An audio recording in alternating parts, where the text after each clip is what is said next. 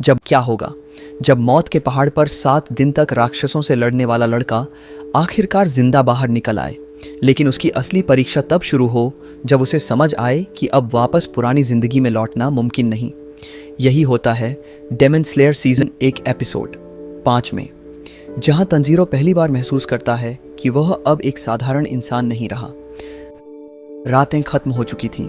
Final selection के उस डरावने पहाड़ पर 7 दिन पूरे हो चुके थे। हवा में अब भी खून की हल्की गंध थी, पेड़ों पर पंजों के निशान थे और ज़मीन पर बिखरे पड़े थे उन लोगों के टूटे हुए सामान जो यहाँ आए तो थे डेमन स्लेयर बनने, लेकिन कभी वापस नहीं जा सके। तंजीरो थके हुए कदमों से आगे बढ़ रहा था। उसका शरीर जगह जगह घायल था, हाथों पर कटे हुए निशान थे, कपड़े फटे हुए थे और चेहरे पर मिट्टी के साथ सूखा हुआ खून लगा था, लेकिन उसकी आंखों में एक ही बात थी, वह जिंदा था। जब वह पहाड़ के बाहर बने खुले मैदान तक पहुंचा तो उसने देखा कि वहां बहुत कम लोग खड़े हैं। शुरुआत में जहां इतने सारे उम्मीदवार थे कि चेहरों को गिनना मुश्किल था, अब वहां बस 4 लोग बचे थे। तंजीरो कुछ पल उन्हें देखता रहा। हर चेहरे पर मौत से लौटने की थकान थी। कोई चुपचाप खड़ा था, कोई नीचे देख रहा था, कोई अपनी छोटों को दबा रहा था। यह देखकर तंजीरो के मन में एक अजीब सन्नाटा उतर गया। उसने मन ही मन सोचा, तो इतने लोग सच में मर गए। उसी समय सामने वही 2 रहस्यमयी छोटी बच्चियां प्रकट होती हैं। सफ़ेद बाल, एक जैसी शक्ल, बिल्कुल भावहीन चेहरा और सपाट आवाज़। उनका इस तरह अचानक सामने आ जाना ही माहौल को और अजीब बना देता है। उनमें से एक शांत स्वर में कहती है, आप सभी ने फाइनल सिलेक्शन पास कर लिया है। दूसरी उतनी ही ठंडी आवाज़ में जोड़ती है, अब से आप डीमन स्लेयर कॉर्प्स के सदस्य हैं। कुछ सेकंड के लिए तंजीरो को समझ ही नहीं आता कि वह खुश हो या बस खड़ा रहे। इतने दिनों की दर्दनाक लड़ाई, हर रात मौत का डर, हर पल जान बचाने की कोशिश, और अब यह सब खत्म। उसके सीने से जैसे एक भारी पत्थर उतरता है। वह धीरे से लंबी सांस लेता है। उसे पहली बार लगता है कि गुरु उरोकोदाकी की ट्रेनिंग बेकार नहीं गई। लेकिन बाकी बचे उम्मीदवारों में से एक लड़का अचानक गुस्से से चिल्ला उठता है। पीले बाल, डर और चिड़चिड़ेपन से भरा चेहरा और आवाज़ इतनी तेज़ कि जंगल की चिड़ियाँ तक उड़ जाएं। वह कहता है, बस इतनी सी बात बताने के लिए हमें यहाँ रोका गया है। मेरी तलवार कहाँ है? मेरा इनाम कहाँ है? तंजीरो उसे हैरानी से देखता है। अभी अभी मौत के मुंह से निकले हैं और यह लड़का इनाम के पीछे पड़ा है। तंजीरो के चेहरे पर हल्की उलझन आती है, जैसे वह सोच रहा हो, यह इंसान सच में बच कैसे गए। दोनों बच्चियां उसकी चीखों से बिल्कुल भी प्रभावित नहीं होती। उनमें से एक आगे बढ़कर समझाती है कि हर नए डीमन स्लेयर को अपनी निचरीन ब्लेड के लिए धातु चुननी होगी। यही वह खास पत्थर है जिससे ऐसी तलवार बनती है जो राक्षसों का सिर काट सके। दूसरी बच्ची उनके सामने काले रंग के धातु के टुकड़े रखती है। तंजीरो धीरे से झुककर उनमें से एक उठाता है।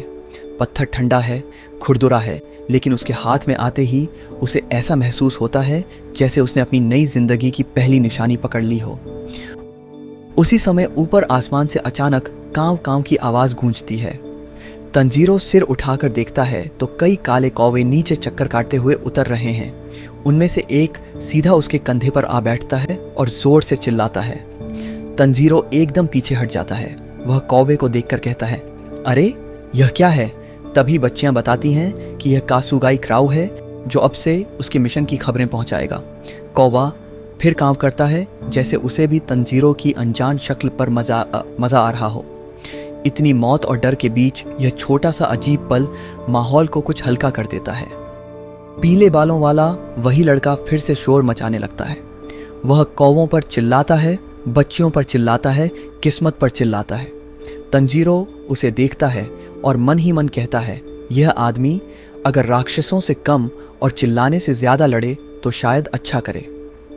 तंजीरो की यह छोटी सी अंदरूनी प्रतिक्रिया उसके चेहरे पर भी झलकती है और पहली बार उसके होंठों पर हल्की सी थकी हुई मुस्कान आती है।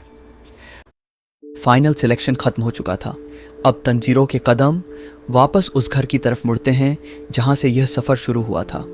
पहाड़ से नीचे उतरते हुए रास्ता पहले जैसा ही है, लेकिन तंजीरो वैसा नहीं रहा।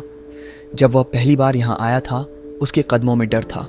आज दर्द है, थकान है, लेकिन साथ ही एक अनकहा आत्मविश्वास भी है। हर कदम उसे याद दिला रहा है कि वह अब पहले वाला कमज़ोर लड़का नहीं रहा। काफ़ी देर चलने के बाद आखिरकार उसे उरोकोदाकी का घर दिखाई देता है। वही शांत जगह, वही लकड़ी की दीवारें, वही सन्नाटा। तंजीरो कुछ पल दरवाजे के बाहर खड़ा रहता है। उसके मन में जाने कितनी बातें एक साथ उठती हैं। क्या गुरु खुश होंगे? क्या मैं सच में लायक बन पाया? क्या नेजुको अभी भी सो रही होगी? दरवाज़ा खुलता है। उरोकोदाकी बाहर आते हैं। कुछ सेकंड तक दोनों कुछ नहीं बोलते। तंजीरो बस उन्हें देखता रहता है। उसकी आंखें भरने लगती हैं। इतने दिनों तक उसने खुद को सिर्फ लड़ाई में व्यस्त रखा था, लेकिन अपने गुरु को देखते ही उसके भीतर दबा हुआ सारा डर और तनाव बाहर आने लगता है। वह धीरे से कहता है, मैं वापस आ गया। उरोकोदाकी की आंखों में छिपी राहत साफ दिखाई देती है, भले ही उनका चेहरा हमेशा की तरह शांत है। वह धीमे स्वर में कहते हैं, हाँ, तुम वापस आ गए।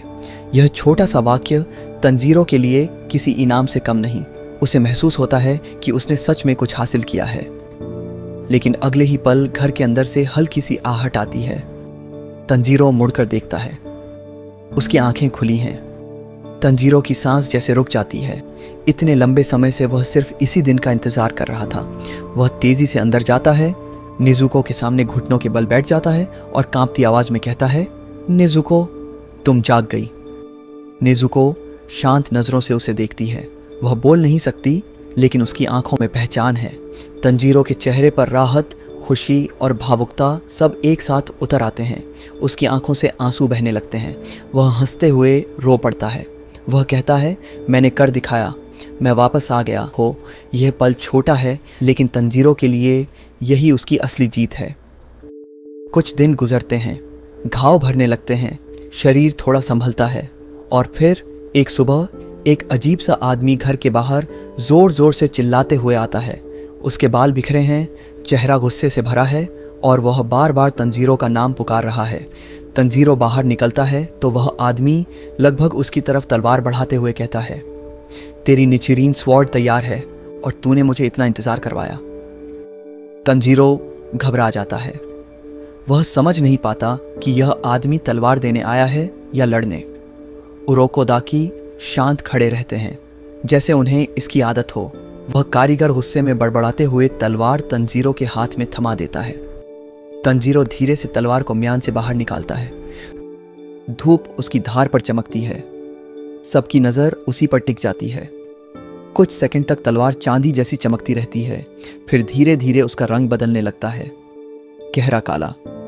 कारीगर की आंखें चौड़ी हो जाती हैं। वह हैरानी से कहता है, काली तलवार, यह तो बहुत दुर्लभ है। तंजीरो तलवार को ध्यान से देखता है। उसे इस रंग का मतलब नहीं पता, लेकिन उसके भीतर एक अनजाना रोमांच जागता है, जैसे यह तलवार बता रही हो कि उसकी राह बाकी सबसे अलग होने वाली है। तभी उसका कासुगाई क्राउ फिर कांव कांव करता हुआ आता है। इस बार उसकी आवाज पहले से ज्यादा तेज है।